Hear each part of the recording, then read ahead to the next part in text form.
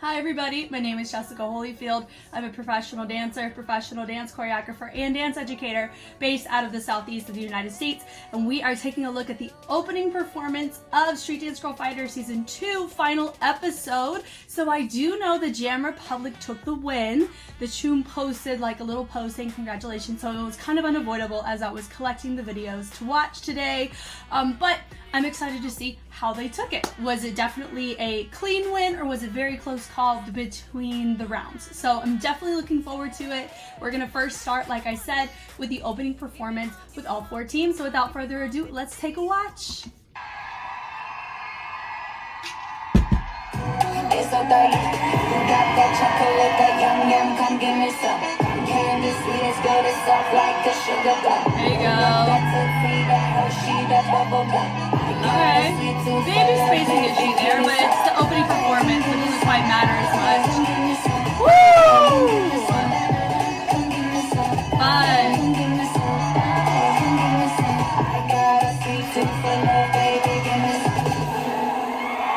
That was fun. Pan it over. Next group, Team Hook. Who knew Hook would be making it in finals, right?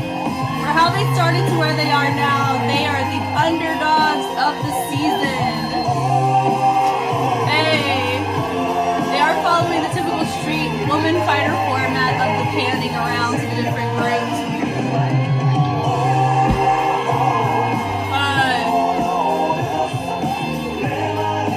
Yep, nice little Steve Martin variant right there. Little pot of bouvet to finish it out. Love it. Panning it over, we got the good old Jam Republic.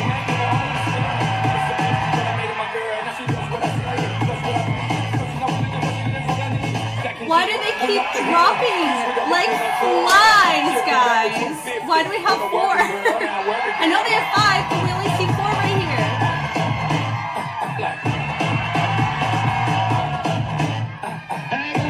We're missing Miyabi. I wonder if they did that on purpose. Because every challenge they've dropped one person. Every time. That's so interesting. Mana Queen. North Face is all up on the sponsorship. Way to go, North Face.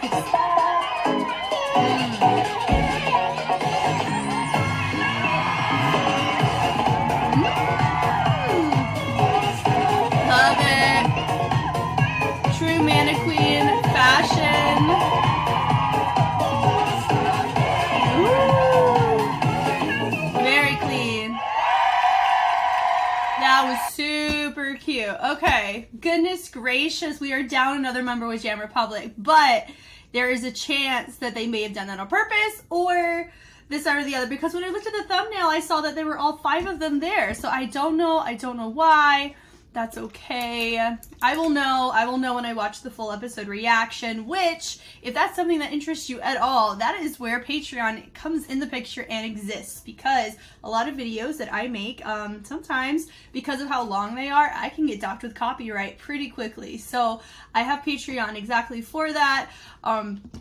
So if that's something that interests you, I got it all over every video. I even have a link to it at the end. But from the top here, hopefully this should have no problem making its way to YouTube. These, honestly, if we're going off of North Face fits, I like this one a lot. I like the cropped puffer vest. I'm leaning to the puffers this year. That's definitely one of my favorite things that I own, and I just ordered another one from, I think, H&M because it was on sale. But I love their presenting forward.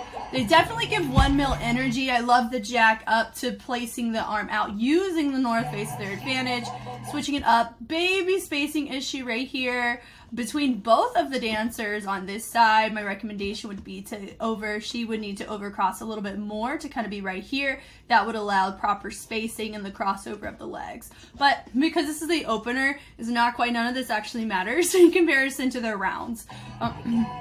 And they also chose to bring about more complexity to their opening set. In comparison, I would say Hook was the most simplistic, but I think it's fitting to everyone. Like, everybody matched their own particular color of the crew that they've developed as throughout the show, which kudos to the fact that all of the crews now look like they were never from different crews to begin with, which could have been one of Mnet's intentions. Who knows what their intention is? Sometimes they're so freaking AWOL, we don't know.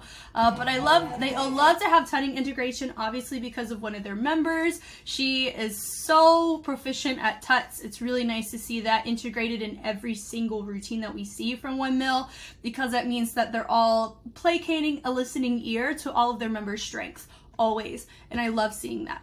So I love the energy here, that boom, da, da, da, da, da, which I really like, building it through with the twirl. I love the usage of the syncopation on some of their transitions with the stability needed for holding a position as well. That was really enjoyable.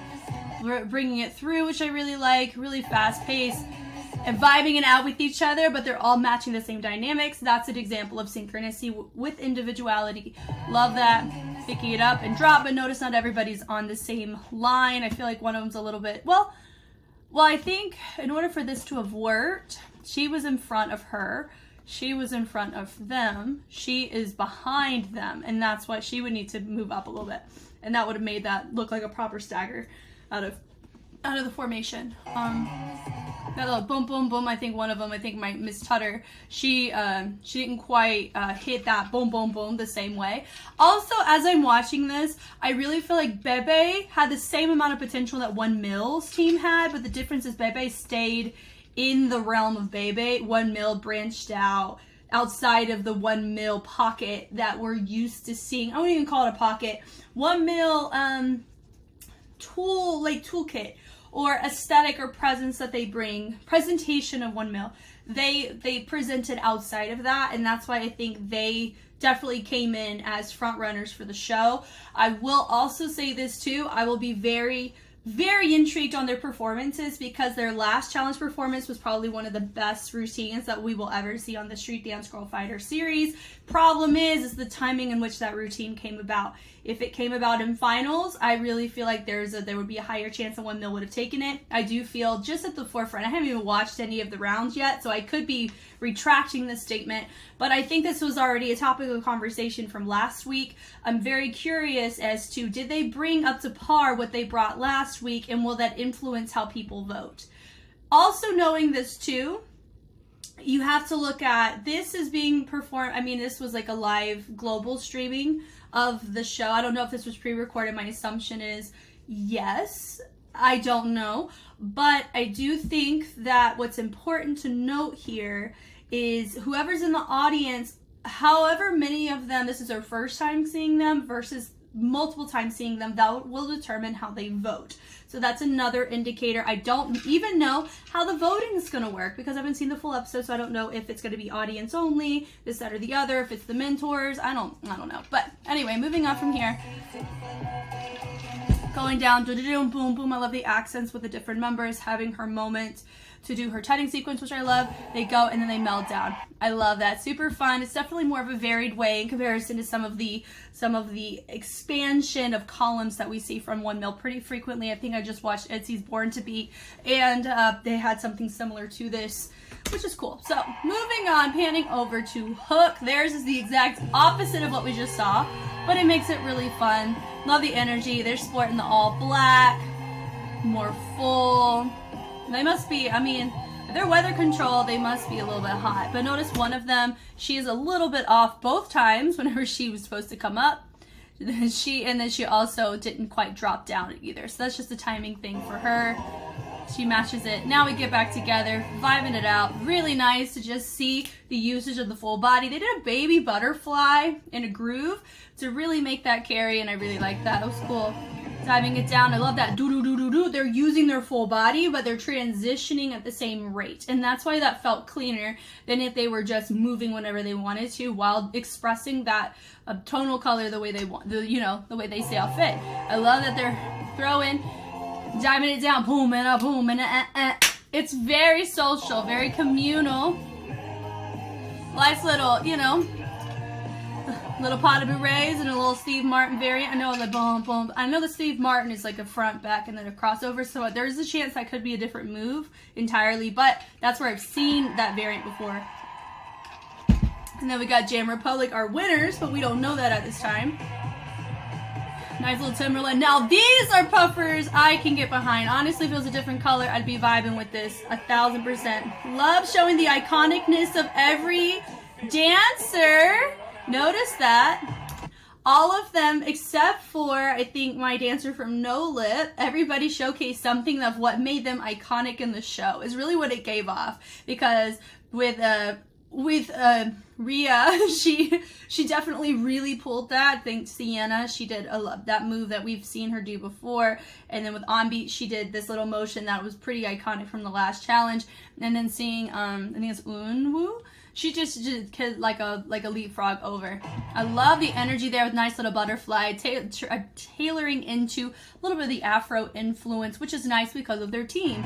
They can really advocate for that. I really like that. The little heel dig sequence. I think that's what they did with heel digs, right? Drumming it down. No, they just did steps. I love it. And they go dun dun. I love it. Dipping down. Love the ISO. Dun dun. Ah ah. Two. Digging it through. I absolutely love this. You could definitely see the colors of Jam Republic shine through. Not everybody's quite on the same page 100%, but I'd give them a solid 85%.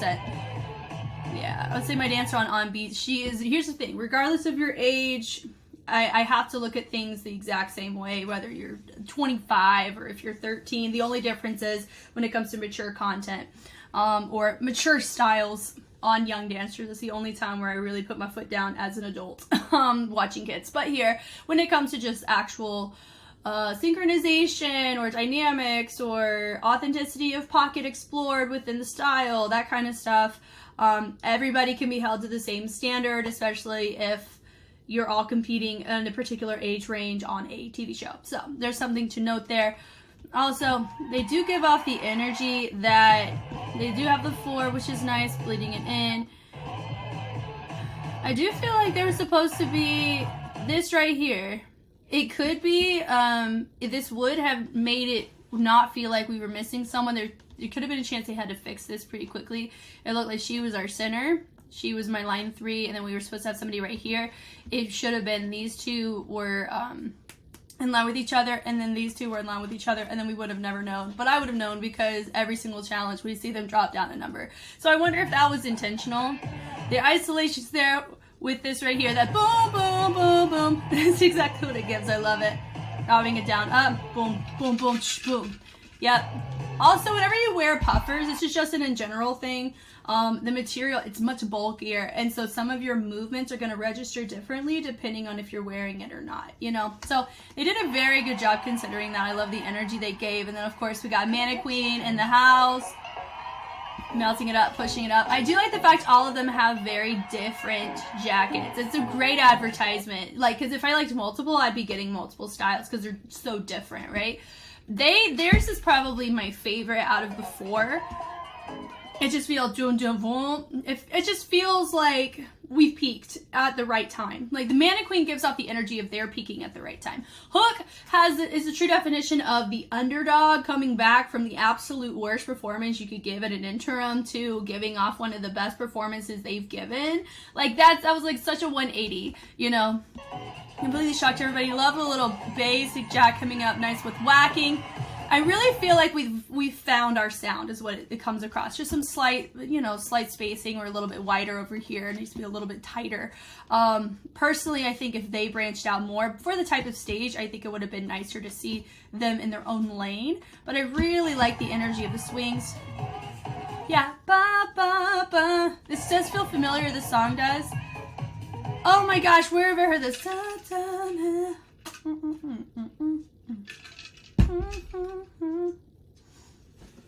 It escapes me. It's probably, you know what, I mean, so I've heard it, I just don't know where, so forgive me if I should know this. B, help me with that Easter egg if that was an intentional Easter egg they put in. It does have a very heavy, like, locking influence about this, which I really like, even though they cater more towards whacking and hip-hop. So I think that's a very interesting thing for them to pursue. And then they have Mannequin, really fun. I would say theirs feels the shortest. It could be because their movement is on the simpler side, but it's very tasteful and it's clean, and we get to see some height and we see levels and dynamics, which is really nice. And that's probably what I was drawn to with this. So just out of a personal preference, not out of like justification, because remember this is opening performance, so it doesn't quite matter because you're not following a criteria. They just have an X amount of time on the stage. I just like this one a lot. This was really fun. I mean, I like jams, but it did feel like we were missing someone. 1 mil, it just kind of felt like an extension of what they normally do, which is probably what they were wanting. And same with Hook. I would say this one was the most visually surprising from the crew that gave it, if that makes sense. So this was really fun, and it makes me really excited to take a look at the other excerpts of this episode. Thank you guys so much for watching. Like I've said, I've been actively reacting to not just the second season of Street Dance Girl Fighter, but the first season as well. And so I've been doing full episode reactions of those, but depending on the week for the second season, I've been able to go ahead and look at the excerpts first, kind of give my notes and place my guesses, especially if I'm able to figure out some of the criteria and be able to post that, but then go back and look at the episode to see if I'm right or to add any extra feedback to what I was saying originally. And also another thing I've noticed too is sometimes the angles in which I look at it from the excerpts is different than the angles given at the episode, and that also can tailor some of my overall thoughts depending on the camera angle in which something is shot, the formation, and the dynamics given within that formation. So all that to say, if you like watching Street Dance Girl Fighter or any Street Fighter series in general, I think I'm pretty much caught up with the exception of maybe one. I think Be Ambitious, the only one I haven't watched of the Street Fighter series, but I've watched everything pretty in depth and done analysis on pretty much everything. So if that intrigues you, I have that on Patreon, but I also have a ton of it on YouTube as well. Once again, I'm Jess, and I will catch you on the flip side. Bye.